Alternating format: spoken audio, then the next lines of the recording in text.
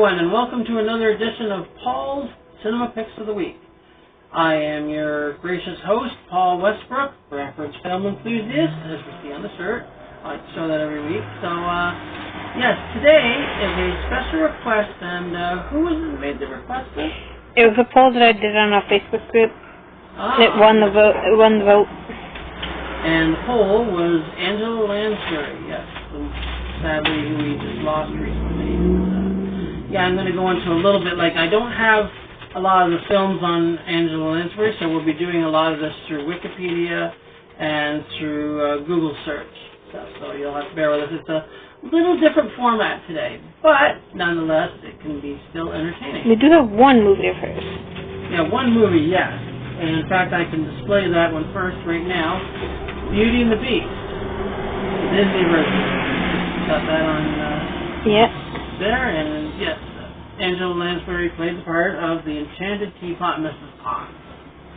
So yes, she was singing pretty good for a lot of Disney films too. And yes, let's get to a little bit of anecdotes on her too. It says Dame Angela Bridget Lansbury was her date of birth was October 16th of 1925. And sadly, like I said, we lost her on October 11th, 2022. So it's still very recent.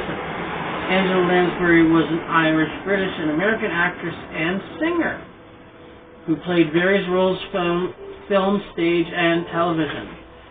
And she had a career which spanned 8 decades, and mostly in the United States, and her work received a great deal of international attention. It also says here that at the time of her death, she was one of the last surviving stars from the golden age of Hollywood cinema, and had received numerous accolades, including 6 Tony Awards, including a Lifetime Achievement, 6 Golden Globe Awards, a Laurence Olivier Award, which is very prestigious, and the Academy Honorary Award. She was nominated for 3 Academy Awards, 18 Primetime Emmys, and a Grammy Award. And an interesting anecdote here, it says in 2014, Queen Elizabeth II appointed Lansbury Dame Commander of the Order of the British Empire. So, very, very prestigious for a lady that was born in an upper middle class family in Central London.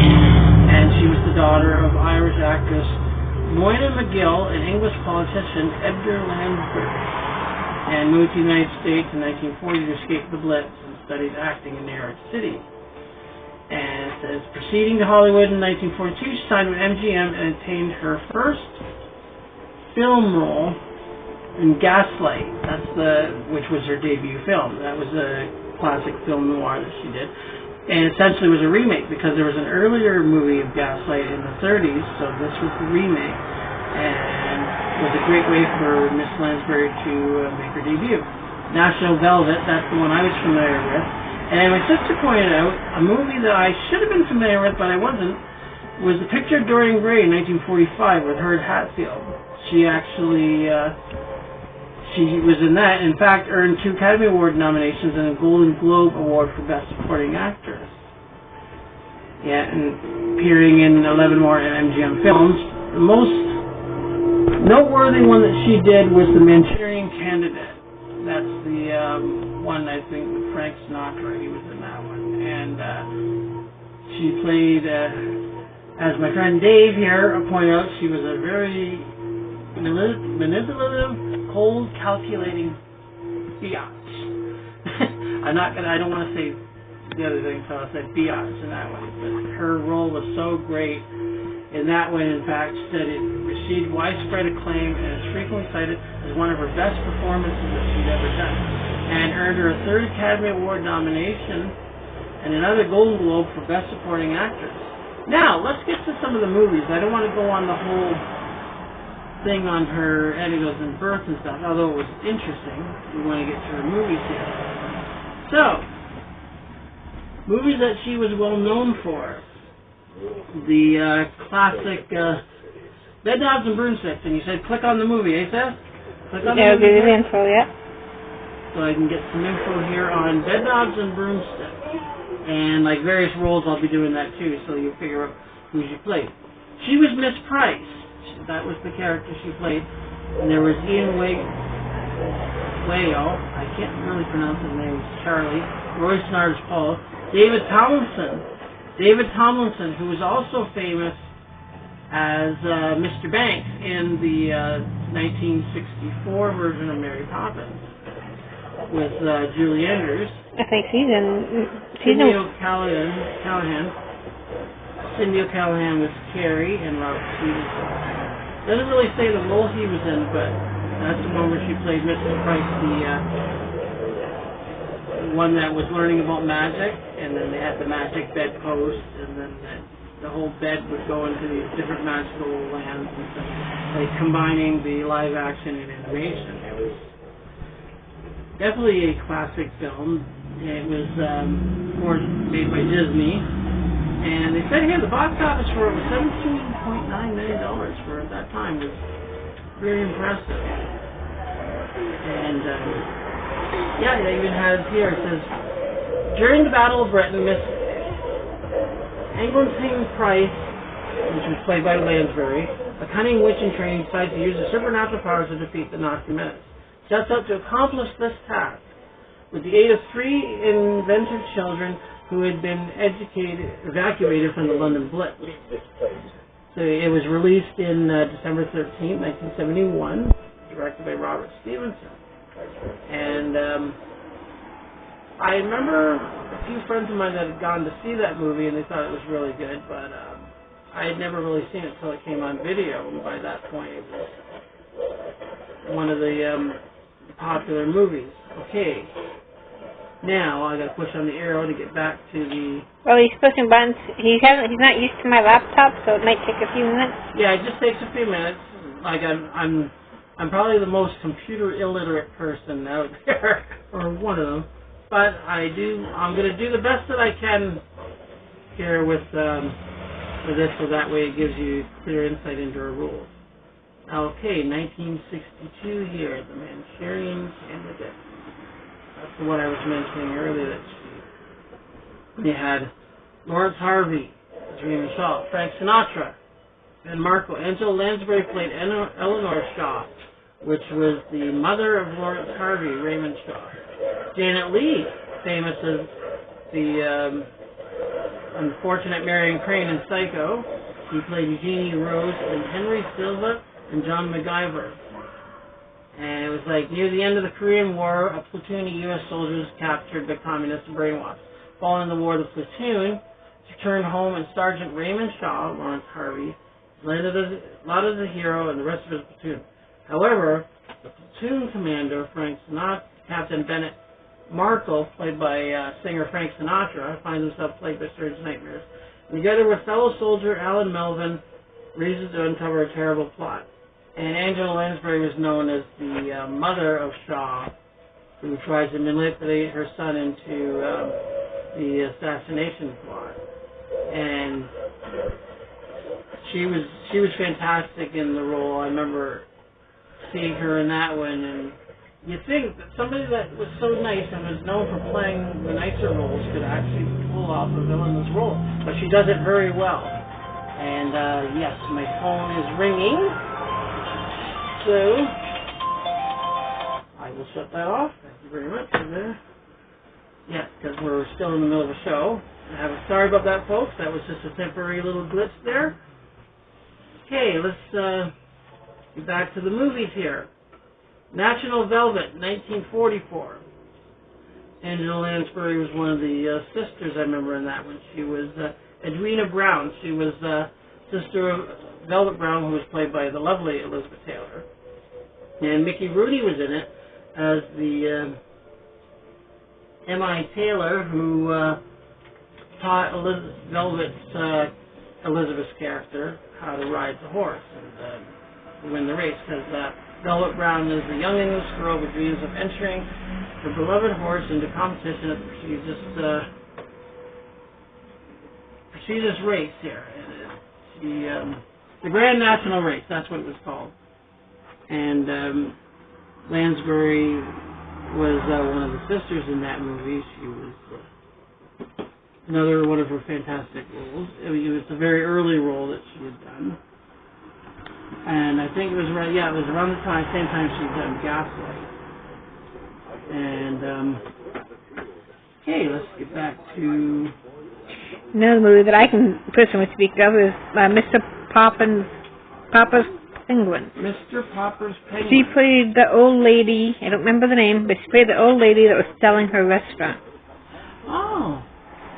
At the end, ended up giving it to Jim Carrey's character. Let's go to that one. Yes, Mr. Popper's Penguin. It's somewhat years later after the film was a success, but yeah, it's still very notable. She played the part of Mrs. Van Gundy.